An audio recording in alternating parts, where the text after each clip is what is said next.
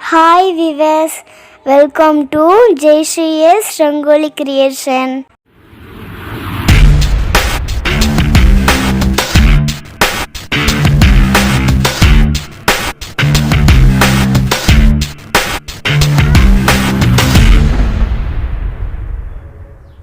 வாங்க இப்போ வீடியோக்குள்ளே போகலாம்.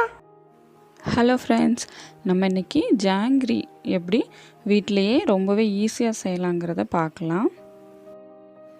நான் இன்றைக்கி ஜாங்கிரி செய்கிறதுக்கு தனியாக மாவெல்லாம் எதுவும் ரெடி பண்ணலைங்க. நம்ம இட்லி தோசைக்கெல்லாம் மாவு அரைக்கும்போது உளுந்து ஊற போடுவோம் இல்லையா, அப்போது ஒரு கை அளவுக்கு உளுந்து எக்ஸ்ட்ரா ஊற போட்டிருக்கேன். நான் உளுந்து கிரைண்டரில் போட்டு அரைக்கும்போது நிறைய தண்ணி சேர்த்துக்காமல் கொஞ்சமாக தண்ணி தெளித்து நல்லா கெட்டியாகவே அரைச்சி எடுத்துக்கலாங்க. மாவை அரைச்சி முடித்ததுக்கப்புறமா அதிலிருந்து கொஞ்சமாக மாவை தனியாக எடுத்து வச்சுக்கலாங்க. இதில் இப்போ கொஞ்சம் கேசரி பவுடர் சேர்த்து நல்லா கலந்து வச்சுக்கலாம்.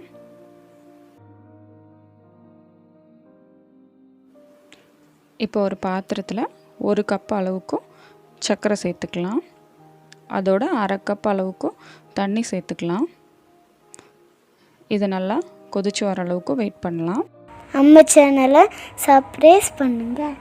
இந்த வீடியோ பிடிச்சிருந்துச்சுன்னா லைக் பண்ணுங்கள், ஷேர் பண்ணுங்கள், கமெண்ட் பண்ணுங்கள். இந்த பக்கத்தில் இருக்கிற பெல் ஐக்கானையும் கிளிக் பண்ணுங்கள்.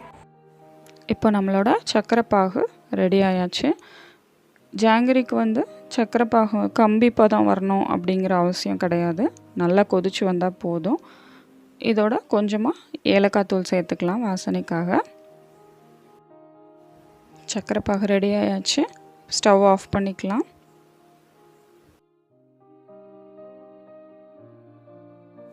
இப்போ ஜாங்கிரி செய்கிறதுக்கு மாவு தயாராக இருக்குது. இதை நம்ம ஒரு பைப்பிங் பேக்கில் மாற்றி எடுத்துக்கலாம். இது வீட்டில் இருக்கிற ஒரு நார்மலான பாலித்தீன் கவரில் ரெடி பண்ணது தான். இதில் நம்ம மாவு ஃபில் பண்ணி எடுத்து இதோட நுனியில் ஒரு சின்ன ஓட்டை போட்டுக்கலாம். இப்போ பொரிச்சு எடுக்கிறதுக்காக எண்ணெயை சூடு பண்ணிக்கலாம். எண்ணெய் மிதமான சூட்டில் இருக்கட்டும். அப்படி இருந்தால் தான் நம்மளோட ஜாங்கிரி நல்லா ஷேப்பாக வரும். இப்போ பைப்பிங் பேக் வச்சு ஜாங்கிரி போட ஆரம்பிச்சிடலாம். ஃபஸ்ட்டு ஒரு ரவுண்ட், ரெண்டாவது ஒரு ரவுண்ட், அப்புறம் ஒரு பூ ஷேப் மாதிரி நம்ம போட்டுக்கலாம். இந்த மாதிரி ஃபஸ்ட் டைம் போடும்போது வராது, பழக வந்துடும். இது இப்போ ஒரு சைடு நல்லா வேகட்டும்.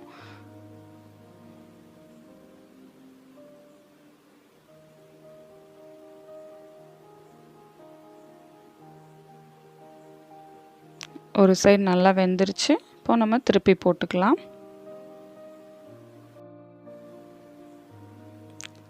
இப்போ ஜாங்கிரி நல்லாவே வெந்து ரெடி ஆயாச்சு. இதை எடுத்து நம்ம ரெடி பண்ணி வச்சுருக்கிற சர்க்கரை பாகுல சேர்த்துக்கலாம்.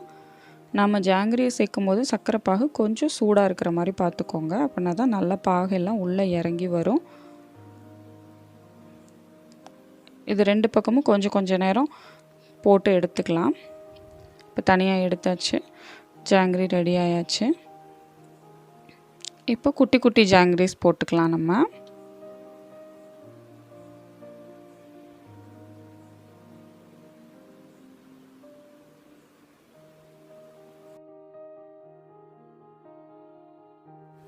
இதுவும் நல்லா வெந்து வந்ததுக்கப்புறமா நம்ம எடுத்து சர்க்கரை பாகில் போட்டு எடுத்து வச்சுக்கலாம். பாருங்கள், நம்மளோட ஜாங்கிரி எல்லாமே எவ்வளோ சூப்பராக ரொம்பவே ஈஸியாக தயாராகியாச்சு. ரொம்பவே ஜூஸியாக இருக்குது.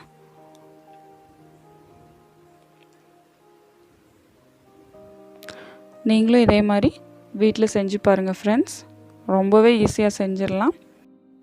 செஞ்சு பார்த்துட்டு எப்படி இருந்துச்சுன்னு கமெண்ட்டில் சொல்லுங்கள் ஃப்ரெண்ட்ஸ். நெக்ஸ்ட் வீடியோவில் பார்க்கலாம். Bye friends.